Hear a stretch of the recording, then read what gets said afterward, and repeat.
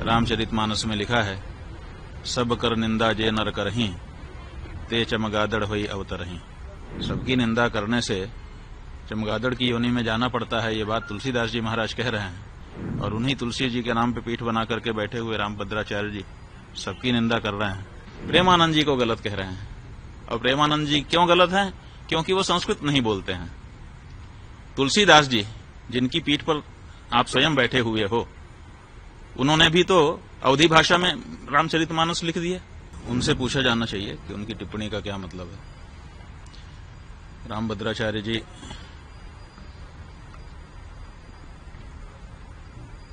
सबकी निंदा करते हैं।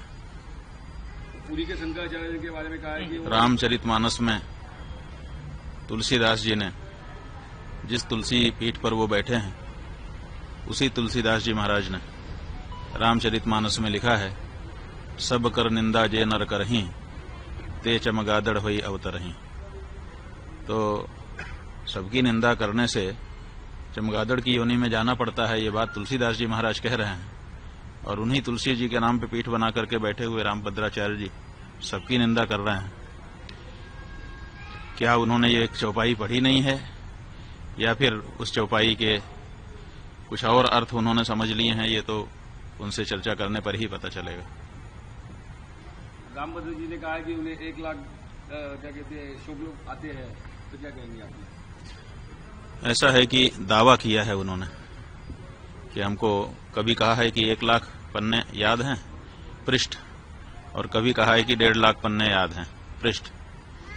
तो अब 1 लाख पृष्ठ याद हैं कि 1.5 लाख पृष्ठ याद हैं, इसकी कोई परीक्षा तो हुई नहीं है। दावा उन्होंने जरूर किया है। उन्होंने 3 दावे, वैसे तो अनेक दावे किए हैं, लेकिन 3 प्रमुख दावे हैं। एक उनका दावा है कि मुझे 1.5 लाख पृष्ठ याद है, कंठस्थ है। दूसरा उनका दावा है कि हमको 23 भाषाएं आती हैं।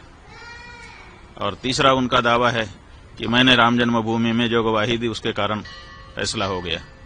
लेकिन इन तीनों दावों की पुष्टि अभी नहीं हुई है, क्योंकि 1.5 लाख पृष्ठ उनके कंठ में हैं, कभी परीक्षा तो हुई ही नहीं है, तो बिना परीक्षा के दावा ही है। इसलिए हम चाहेंगे कि 1.5 लाख पृष्ठ कौन कौन से हैं उनको निकाल के एक जगह पे रखें, और फिर लोगों को आमंत्रित कर दें कि आइए, जिसको किसी भी प्रश्न से पूछना हो हमसे पूछिए, हमको सब कंठस्थ है। 150 पृष्ठों से 1.5 लाख पृष्ठ याद हैं, तो कम से कम 150 पृष्ठ एक बार पूछ लिए जाएं, कोई भी पृष्ठ, और उसके बाद अगर वो सब सुना देते हैं तो सब लोग जय जयकार करेंगे, हम लोग भी जय जयकार करेंगे, है ना। ये विश्व के लिए बड़ा अचंभा होगा कि हमारा एक संत 1.5 लाख पृष्ठ कंठस्थ करके बैठा है।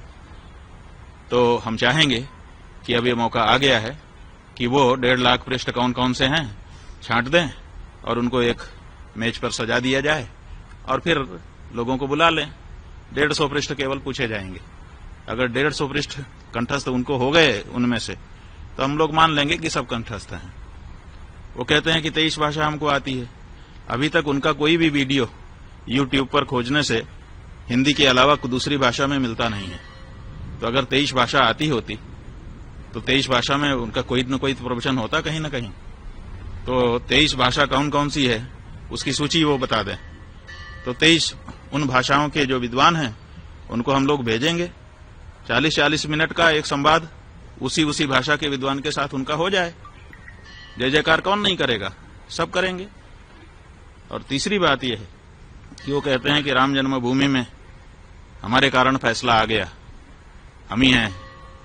तो वहां के वकीलों ने तो इसके विरुद्ध बताया है, वहां के जज ने तो इसके विरुद्ध बताया है, इसलिए इसमें भी शंका हो गई है। इसलिए इस बारे में भी प्रमाण उनको सामने रख देना चाहिए, और ये कहना चाहिए कि जो वकील और जो जज कह रहे हैं वो गलत है। लेकिन ये नहीं उन्होंने कहा है। जो उनको गलत बता रहे हैं उनको उन्होंने गलत नहीं कहा है, प्रेमानंद जी को गलत कह रहे हैं। और प्रेमानंद जी क्यों गलत हैं? क्योंकि वो संस्कृत नहीं बोलते हैं। तुलसीदास जी जिनकी पीठ पर आप स्वयं बैठे हुए हो, उन्होंने भी तो अवधी भाषा में रामचरितमानस लिख दिया। संस्कृत में क्यों नहीं लिखा उन्होंने? क्या संस्कृत बोलना ही विद्वत्ता होती है? क्या गोस्वामी तुलसीदास जी विद्वान नहीं थे कि वो अवधी भाषा में महाकाव्य की रचना कर रहे थे, अवधी भाषा में राम जी के गुणगान कर रहे थे? अगर संस्कृत में बोलना ही विद्वत्ता है तो इस सिद्धांत के अनुसार तो तुलसीदास जी भी विद्वान नहीं आपकी दृष्टि में होंगे, क्योंकि उनका तो सारा का सारा साहित्य, चाहे वो बरवे रामायण हो, चाहे वो गीतावली हो, चाहे कवितावली हो, चाहे हनुमान चालीसा हो, चाहे बजरंग बाण हो, छोटे से छोटा बड़े से बड़ा रामचरितमानस, सब कुछ अवधी भाषा में है, संस्कृत में नहीं है। तो क्या तुलसीदास जी विद्वान नहीं थे? तो ये जो परिभाषा आप लेकर के आए और हमने ये पूछा है कि आप ये बताइए, प्रेमानंद जी महाराज दिन भर राधे राधे श्याम श्याम कह रहे हैं, तो राधे राधे श्याम श्याम ये जो शब्द हैं ये संस्कृत भाषा के हैं कि नहीं, और संबोधन विभक्ति में हैं कि नहीं? और जब संबोधन विभक्ति से अपदम न प्रयुंजित, अपद नहीं बोलना चाहिए, और वो उसको पद बना करके संबोधन विभक्ति में ढाल करके अगर दिन भर उच्चारण कर रहे हैं तो आपसे ज्यादा संस्कृत तो वो बोल रहे हैं। आप कितनी देर संस्कृत बोलते हैं दिन भर में, बताइए? केवल प्रवचन में जहां उदाहरण देने का अवसर आता है, कुछ श्लोक आप बोलते हैं, उतना ही तो संस्कृत आपके द्वारा बोला जाता है, और वो दिन भर राधे राधे श्याम श्याम रटते हैं, जो कि पद है, जो कि संस्कृत व्याकरण की दृष्टि से शुद्ध शब्द है। तो वो तो आपसे ज्यादा संस्कृत रोज बोल रहे हैं, और आप कह रहे हैं कि वो संस्कृत नहीं बोलता है। माने संबोधन विभक्ति में जब भगवान का नाम बोला जाता है तो क्या वो संस्कृत नहीं होता है? और अगर संस्कृत होता है तो वो तो संस्कृत ही बोल रहे हैं, दिन भर संस्कृत बोल रहे हैं। आप उनको क्यों कह रहे हैं कि वो संस्कृत नहीं जानते हैं? तो ये जो बातें हैं, इन सब से पता चलता है कि या तो उनकी बात को ध्यान ही देना छोड़ दिया जाए, बिल्कुल अप्रमाण मान लिया जाए, और या तो फिर उनको अपनी योग्यता और अपने जो दावे हैं उनको जनता के सामने आकर के प्रमाणित कर देना चाहिए। हम कहना चाहेंगे, वो पुरी के शंकराचार्य जी को कहते हैं कि वो संस्कृत नहीं बोलते हैं। संस्कृत नहीं बोलते, कोई इच्छा से बोलता है? भाषा जो है वो विवक्षाधीन होती है। विवक्षा का मतलब होता है बोलने की इच्छा। हमको इच्छा होगी तो हम बोलेंगे, इच्छा नहीं होगी नहीं बोलेंगे। कोई हमको जबरदस्ती करेगा कि तुम यही बोलो?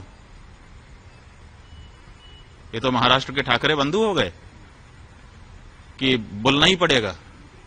अरे भाषा जो है, भाषा का नियम है, वो विवक्षाधीन होती है। जो बोलना चाहता है वो बोलता है, जिसको नहीं इच्छा होती है नहीं बोलता है। कौन सा शब्द मैं बोलूंगा ये कोई हमको बताएगा? हम खुद बोलते हैं। जब हमको जिस शब्द की इच्छा होती है उस शब्द का उच्चारण अपने मुख से हम करते हैं। भाषाएं जो होती हैं वो विवक्षाधीन होती हैं, बोलने की इच्छा के अधीन होती हैं। तो ऐसी परिस्थिति में वो नहीं बोलते हैं उनकी इच्छा, लेकिन वो संस्कृत के विद्वान नहीं है, ऐसा तो नहीं है।